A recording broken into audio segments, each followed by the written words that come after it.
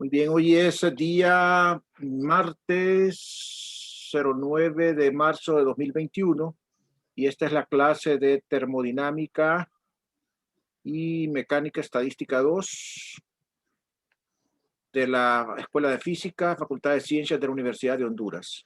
Estábamos viendo ayer la conexión con la termodinámica para el caso del ensamble gran canónico.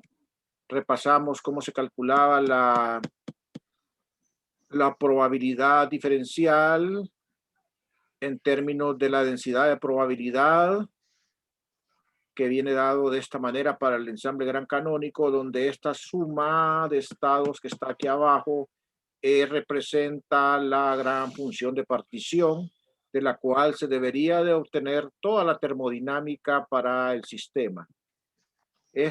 Aquí nosotros escribimos una expresión que lleva le pusimos una integral al caso de la energía, suponiendo que el sistema fuera continuo, pero el sistema también puede ser discreto.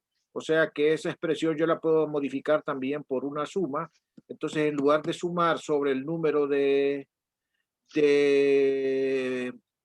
integrar sobre el espacio fácil, se puede volver una suma de estados para esa función de partición. Esa función de partición gran canónica va a ser una función de la temperatura, del volumen y del potencial químico. Si nosotros asumiéramos para un sistema discreto, esa función de partición escribiríamos de esta manera.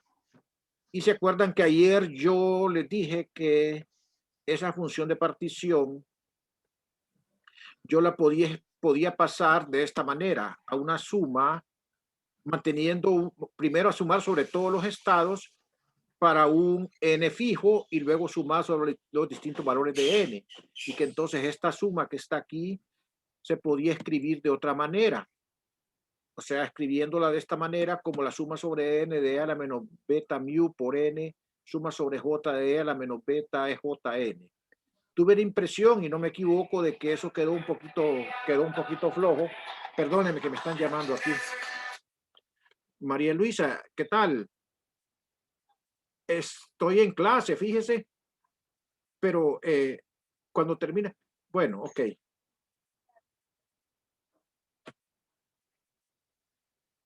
Entonces habíamos hablado que pasar de esta suma de acá para acá, miren. Al final de cuentas, yo lo que tengo que hacer es una suma sobre todos los estados. Voy a hacer esto, voy a darles una explicación de más o menos cómo sale esto para que continuemos donde nos quedamos ayer, ¿ok? ¿Les parece entonces que vamos aquí a cambiar de presentación para que miremos cómo se pasa de esta expresión a esta expresión que está acá? Apunten ahí en su papelito, por favor, cuál es esta suma, cómo es esta suma, por favor, en su papelito, ¿verdad? Porque de esta vamos a partir para llegar a esta que está acá. Por supuesto, lo voy a hacer con un método inductivo, ¿verdad? Ok, aquí tenemos, ¿verdad? Voy a escribir aquí, miren, todos los posibles estados. Los estoy tratando de escribir. Pongo aquí 1 porque le estoy diciendo que estoy poniéndole a N1.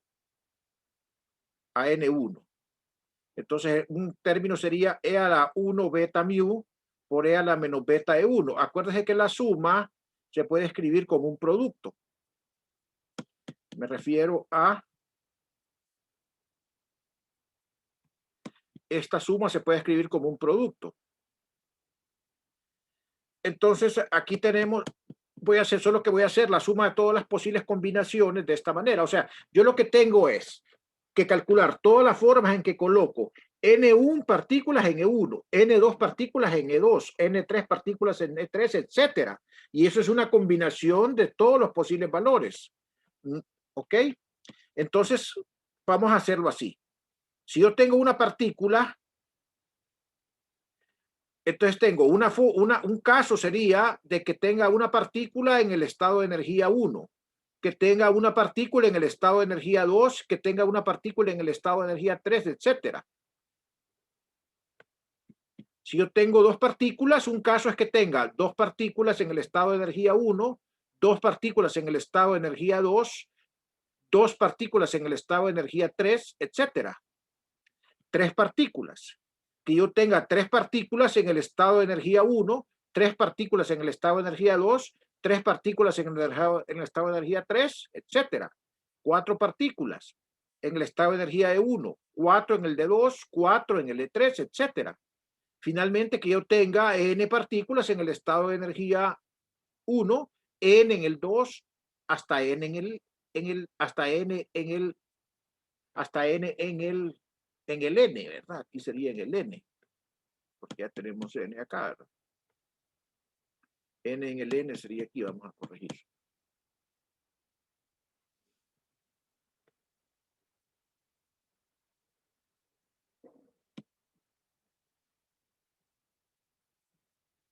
Entonces, hoy vamos a sumar así.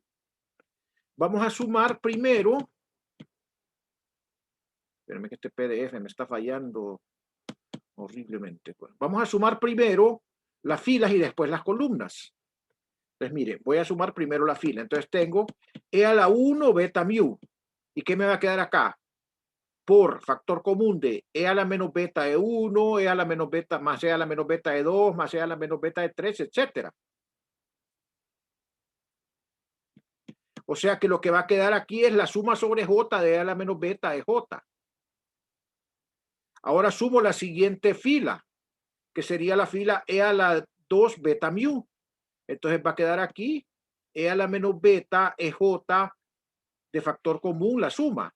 Igual acá, si tomo E a la 3 beta mu, va a quedar otra vez la suma esta de factor común. Si tomo E a la 4 beta mu, va a quedar esta suma de factor común. En resumen, el E a la beta J es factor común de esta suma que está acá. Pero esta suma es sobre n, sobre el número de partículas. Entonces me queda la expresión de esta manera. ¿Ok? ¿Qué es lo que qué es la expresión que teníamos allá? Pregunto si ahora se comprendió bien ese cambio en la forma de escribir la suma de estados.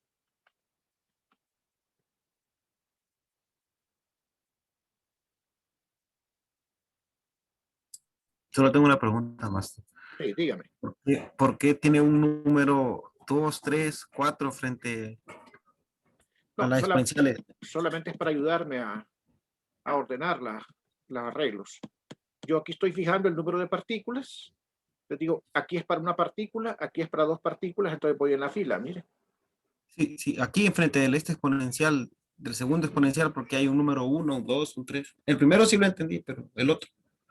En la segunda columna, en la otra columna, Acá, en la otra, en la acá, otra columna del en más. esta. Sí, ahí, que tiene un Porque, 1, 2, ah, 3 y no, porque 4. estoy repitiendo este mismo esquema, mire. Es para ir contando. Esto, Ok. si quieren, lo pueden borrar y no afecta. Esto solamente es para ordenarme. Es que yo construí primero las columnas a la hora de construir los arreglos. Construir las columnas y por eso me iba ayudando con esto. Pero esto no es esto no es producto ni nada. Esto solo es un arreglo. Comencé con n igual a 1, n igual a 2, n igual a 3, n igual a 4, n igual a 5, etcétera. Y fui variando y fui dejando fijo, miren, aquí fui dejando fijo de 1, aquí fui dejando fijo de 2 y aquí fui dejando fijo de 3, etcétera. ¿Verdad? Era nada más para orientarme, ¿de acuerdo? Sí. Bueno, entonces ya ahí queda ese caso ya, esa duda explicada, ¿verdad? Ok, hoy vamos a ir adelante donde nos quedamos.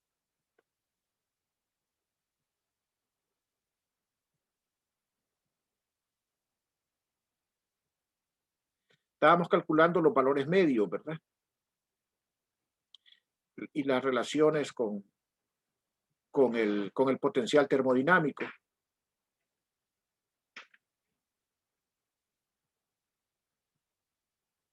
Y ustedes me van a ayudar a ver dónde me quedé. Aquí me quedé. Vimos acá que la presión la podíamos escribir como menos la derivada parcial del gran potencial respecto al volumen a mu y t, ¿verdad? Y eso lo dedujimos y que el número de partículas era menos la derivada parcial de mu de omega con respecto a mu a t y b, y que la resta del valor medio de la energía menos mu por el valor medio del número de partículas era menos T parcial de omega respecto a T a mu y B más omega. Y todo esto venía de la relación que había entre omega y mu, ¿verdad? Que era la relación que el logaritmo natural perdón, entre xi y omega, que el logaritmo natural de xi era menos beta omega, y entonces todas las relaciones que estaban antes en términos de xi las escribí en términos del gran potencial, ¿verdad? Entonces fíjense bien cómo estoy conectando esta cantidad que está acá, que es una cantidad que está hecha en base a una suma de estados microscópicos, con las cantidades macroscópicas, como es el potencial químico, y las variables termodinámicas, como es el número de partículas, la energía E y la temperatura y la presión. Todavía yo no he asegurado de que este promedio coincide con el valor termodinámico, pero lo puedo hacer. Entonces aquí nos quedamos la última vez. Aquí, como un paréntesis, voy a hacer una deducción alterna para la conexión con la termodinámica. Nosotros vamos a partir de la expresión para xi, que tenemos suma sobre n de x a la beta mu n por suma sobre j de x a la menos beta e j por n. Y entonces recuérdese que le llamé a esto que está acá la z, que es la z canónica, ¿verdad? Por eso es que se separa aquí eso. Esta es la z canónica. Esta que está acá. Normalmente para establecer la conexión con la termodinámica se sustituye la suma por el término más grande. O sea, acuérdense que la conexión con la termodinámica de alguna manera lo que lleva es escoger los valores más altos y despreciar términos que son pequeños. Entonces, realmente, de toda esta suma, como a mí me va a interesar por número de partículas, cuando yo hago los desarrollos de la suma, voy a tener acá varios términos. Entonces, si yo quiero una conexión con la termodinámica, voy a tomar únicamente algunos valores de la suma. Entonces, acá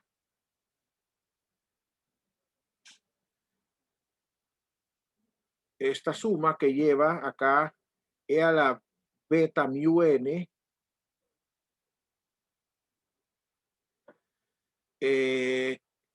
esto es un exponencial que lleva estos dos términos, ¿verdad? Que lleva estos dos términos. Vamos a ver por qué.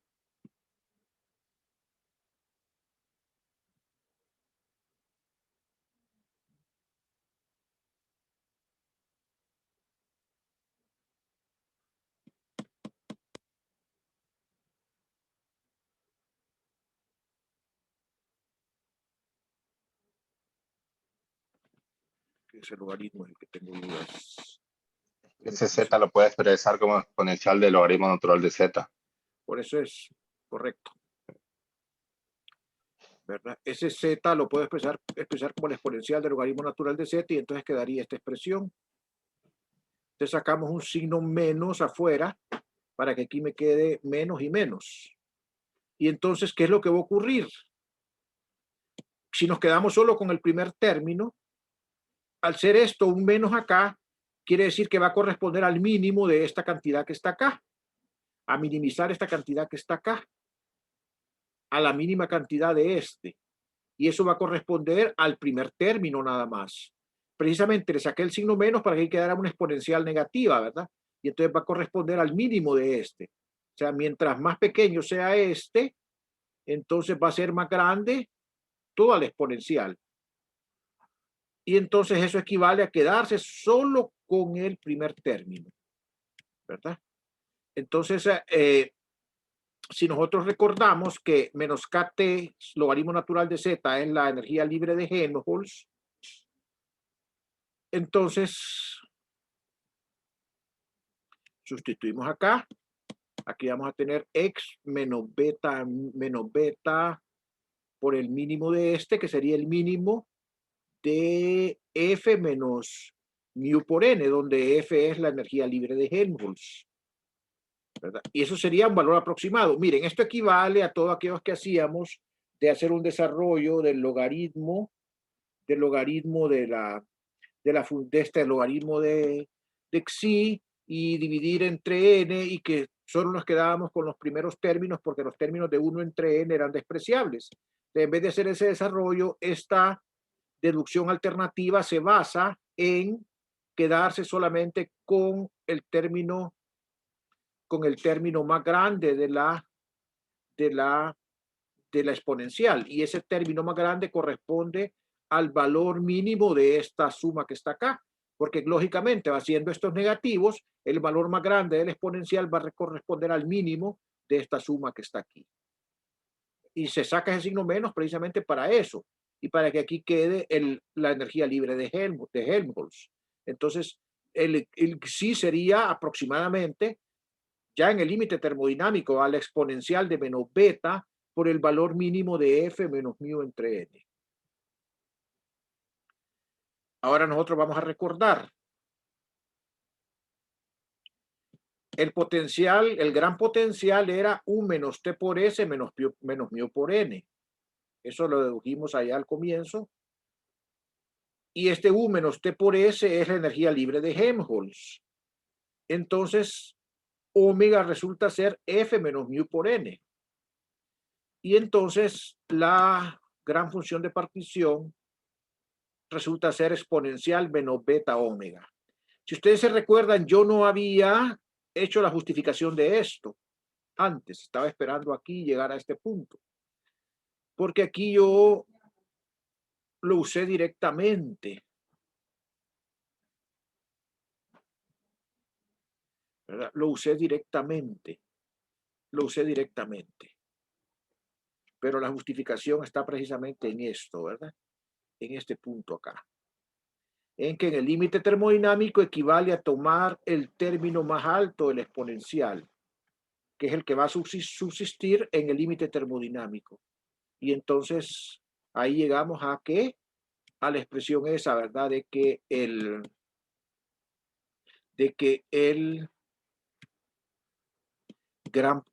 la función de partición gran canónica está relacionada con el gran potencial como el exponencial de menos beta omega.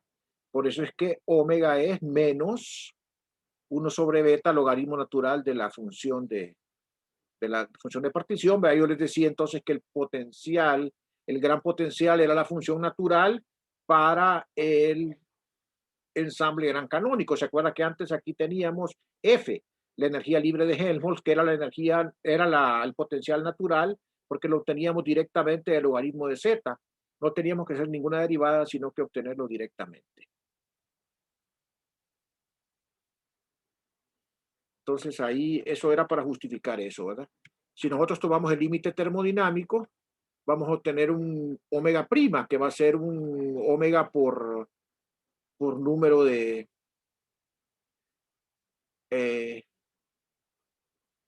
por volumen, ¿verdad? Que va a ser entonces el límite cuando b tiende a infinito de 1 sobre b por el logaritmo natural de xi. ¿Verdad? Ese sería, digamos, cuando tome el límite, ¿verdad? De 1 sobre b. Y eso va a ser un omega prima, o sea, un gran potencial en ese límite.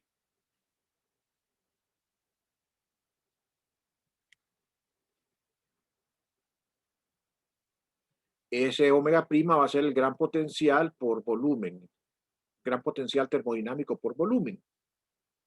Y eso es lo que quería ver ahí. Eso era como un paréntesis para justificar yo cómo ese límite termodinámico llegaba a la relación esta, que es la fundamental, ¿verdad? A esta relación que está acá, de que omega es menos 1 sobre beta, logaritmo natural de xi. Era para justificar eso esencialmente. Bueno, vamos a entrar ahora a estudiar fluctuaciones. Fluctuaciones de energía y de número de partículas. Bueno, aquí me va a convenir utilizar la expresión con la suma sobre J, Y entonces si yo tomo un promedio, por ejemplo, de EJ, entonces pongo la EJ acá y pongo aquí toda la densidad de probabilidad, ¿verdad? Que es la 1 sobre xi por la suma de epsilon menos beta EJ más beta mu NJ. Eso sería el valor promedio para la energía. Entonces, aquí, bueno, es un poquito complicado verlo, pero lo vamos a hacer, lo vamos a justificar al revés. Es un poquito difícil verlo directamente, pero vamos a justificarlo al revés. Se puede probar que esto que está aquí se puede escribir como menos la derivada parcial con respecto a beta del logaritmo de xi más mu sobre beta parcial con respecto a mu del logaritmo de xi. Vamos a probar si eso es cierto. Entonces, vamos a tomar aquí la parcial con respecto a xi del logaritmo de beta. Pues eso va a ser menos 1 sobre xi parcial con respecto a beta de xi.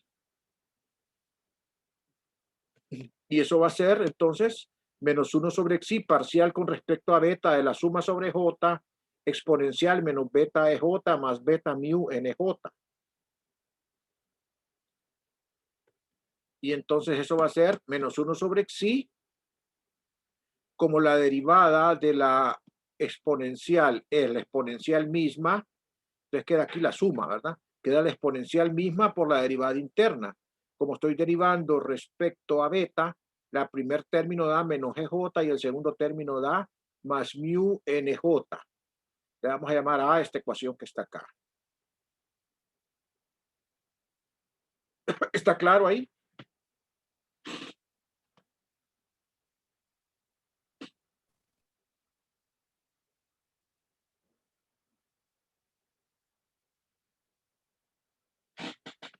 Bien. Sí.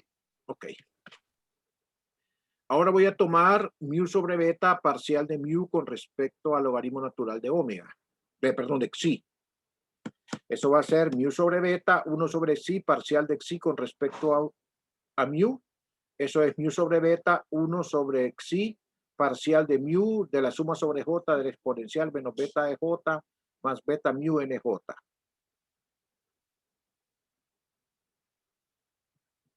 Y eso va a ser entonces mu sobre beta.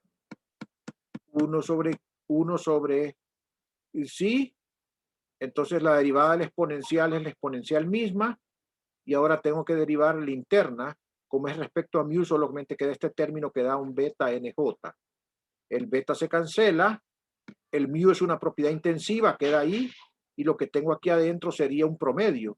El promedio, tomando en cuenta este xi y esta suma, esto sería el promedio de NJ. ¿Verdad? Esto sería el promedio de NJ. Esto que está acá. Entonces, bueno, todavía no lo voy a poner así. Voy a sumar A y B. Voy a sumar A y B, o sea, A y B. Voy a sumar A y B. Voy a sumar A y B. Que resulta ser parcial con respecto a beta del logaritmo natural de xi menos más mu sobre beta parcial con respecto a mu del logaritmo natural de xi. Entonces va a ser A más B, A más B. Ustedes pueden ver que hay un término que se cancela.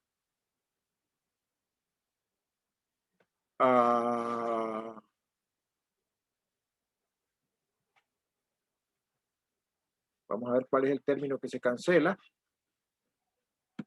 Aquí tengo EJ menos EJ más mu NJ en A. Y aquí tengo el término beta NJ. Entonces ese término beta NJ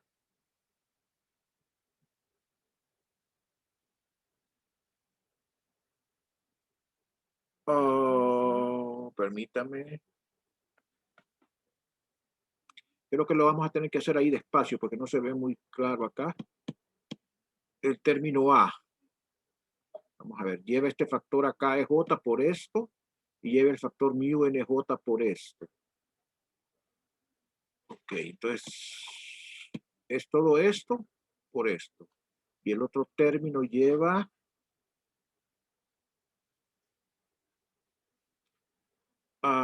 este mu lo puedo mover hasta adentro, ¿verdad? Lleva el factor mu NJ, este que está acá. Entonces, y positivo. Acá lleva ese factor negativo, miren. Entonces el factor mu NJ se cancela. El factor mu NJ se cancela, el de A. Y solamente queda el factor de EJ con un signo más.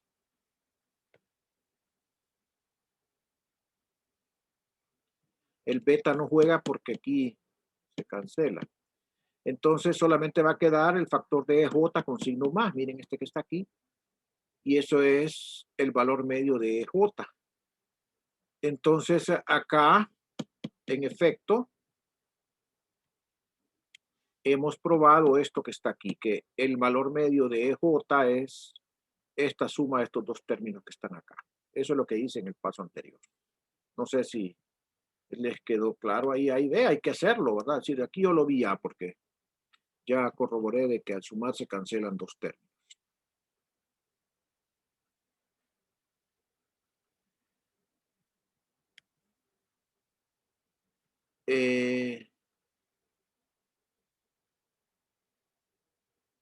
Ok.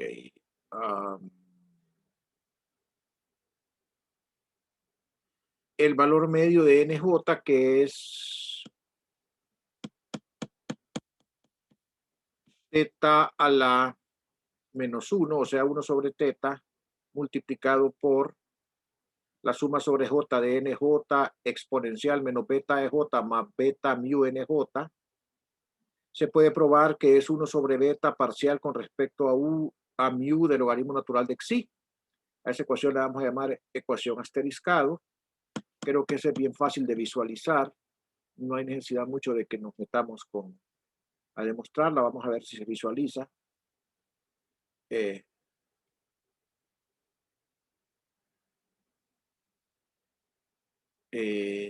Si se visualiza aquí, porque si ustedes derivan xi y la derivada de xi, entonces es 1 sobre xi, y la derivada interna respecto a mu, lo que va a bajar es un beta NJ, este NJ queda acá, el beta se cancela con este, y en efecto esta derivada genera este término, está aquí, genera esta ecuación asterisco.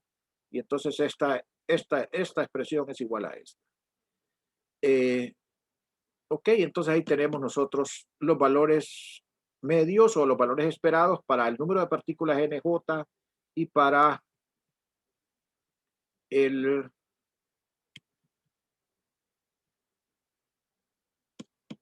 EJ.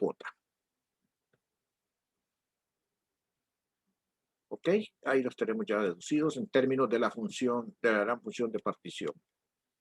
Ahora, hay una cuestión importante y es que el valor esperado para la energía puede ser escrito en una forma simple, similar a lo que se hizo en el canónico. O sea, podemos expresar de una forma un poco más simple. Si nosotros definimos una cantidad que se llama la fugacidad, vamos a definir la fugacidad como z minúscula igual a la exponencial de beta mu. Entonces, cuando nosotros tenemos la suma sobre j como xi, como la suma sobre j de exponencial menos beta EJ más beta mu NJ, y separamos esa exponencial como el producto de dos exponenciales, entonces lo que tenemos acá es que este término que está aquí lo puedo poner como z a la nj, z minúscula a la nj, y lo que nos queda aquí es e a la menos b a la menos beta EJ. Entonces aquí tengo z minúscula a la nj y exponencial a la menos beta EJ. Y esta función z que está aquí es la fugacidad. Es la fugacidad. Y entonces podemos decir entonces que xi es una función de la fugacidad y de beta. Entonces pueden ver ustedes algo interesante, ¿verdad? Que esta expresión para la función, para la gran función de partición canónica nos queda como una función polinómica en la fugacidad que está acá. como un polinomio. Si nosotros hacemos lo mismito que hicimos en esta presentación, solo que comenzamos a sumar, en vez de sumar con e a la beta mu, utilizamos el polinomio z. Ustedes pueden transformar esta suma en una expresión de esta forma, ¿verdad? Donde esta z grande que está acá de beta, n resulta ser la función de partición canónica, que resulta ser entonces la suma sobre j de x a la menos beta ej. Entonces ustedes pueden escribir la gran función de partición como la suma de n igual a 0 hasta infinito de z a la n por la función de partición canónica de beta, n. De beta, n que está acá.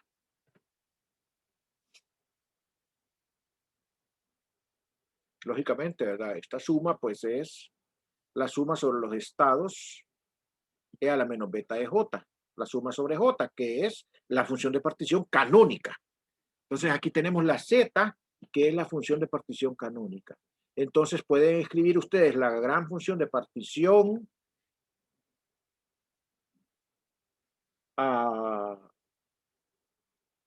sí como un polinomio de la fugacidad por la función de distribución canónica.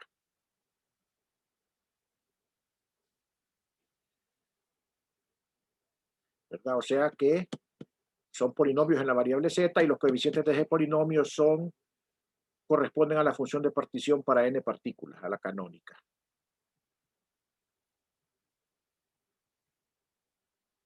Ok, entonces, en términos de esas variables, aquí estoy volviendo a la notación de la suma sobre j, no sumando sobre n, sino que la suma sobre j, porque me conviene más para escribir los promedios. Entonces, miren, ve, esta suma se puede escribir como una suma sobre n, colocando aquí z a la n y apartando la suma sobre j acá, te daría la z, o escribir como la suma sobre j de los dos términos. Y como es un promedio sobre ej, escribo aquí ej, escribo aquí xi a la menos 1 y escribo aquí la suma. Entonces, esto que está acá es como z no depende de, como z no depende de, como z no depende de, voy a parar acá porque se me acaba el tiempo y voy a volver a conectarme unos minutitos. ¿Me permiten un segundito? Voy a parar acá y ya voy a regresar. Solo quiero tomar una captura. Voy a dejar de compartir una captura de pantalla. Y ahorita nos volvemos a conectar. Voy a cerrar. Ya me voy a conectar.